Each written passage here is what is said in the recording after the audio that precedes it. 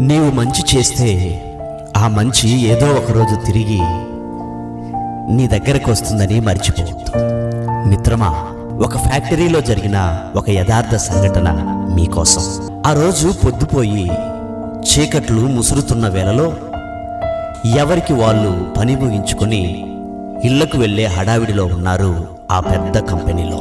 అతను మాత్రం సమయం చూసుకోకుండా ఆ శీతల యంత్రాలలో వచ్చిన సాంకేతిక సమస్యను సరిచేస్తూ లోపలే ఉండిపోయాడు. దినచర్యలో భాగంగా మిగిలిన సిబ్బంది డోర్ లాక్ చేసి లైట్స్ ఆఫ్ చేసేశారు. గాలి చొరబడని శీతల గిడ్డంగిలో తాను అనుకోకుండా బందీనైపోయానని గ్రహించాడు. గంటలు గడుస్తూ ఉన్నాయి.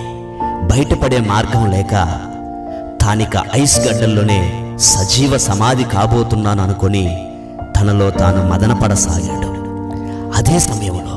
అదే సమయంలో ఎవరో డోరు ఓపెన్ చేసిన అలికిడి. ఆశ్చర్యం! టార్చ్ లైట్తో సెక్యూరిటీ గార్డు వచ్చి తనను రక్షించాడు. బయటకు వచ్చినప్పుడు ఈ అద్భుత ఘటన నుండి తేరుకుంటూనే, అయినా నేను లోపలే ఉన్నానని నీకు ఎలా తెలుసు? నీకు సమాచారం ఎవరిచ్చారు అని అడిగాడు ఆ వ్యక్తి ఆ గార్డుని. ఎవరూ చెప్పలేదు సార్. ఈ సంస్థలో 50 మందికి పైగా పనిచేస్తున్నారు.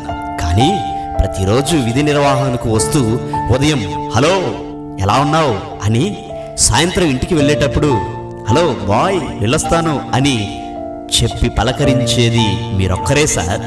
ఈరోజు ఉదయం లోపలికి వెళ్ళేటప్పుడు హలో అని పలకరించుకుంటూ చిరునవ్వుతో వెళ్ళారు. కానీ సాయంత్రం బాయ్ చెప్పలేదు. నిజ జీవితంలో పరస్పరం ఉపయోగించే భావజాలం, ప్రవర్తన, చర్యలను బట్టి.